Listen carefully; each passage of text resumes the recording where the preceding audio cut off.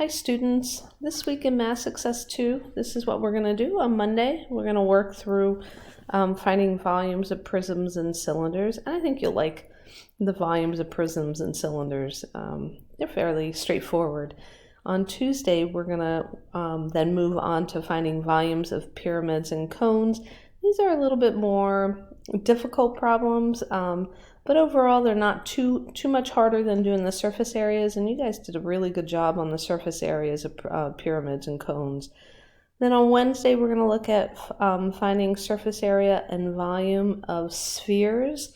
That's like a ball. How do you find the volume, the space like a tennis ball takes up or a soccer ball takes up, and what is the surface area? If you had to make a tennis ball or a soccer ball, how much material would you need? And then on Thursday, lastly, we're going to take a look at finding surface area and volume of similar solids.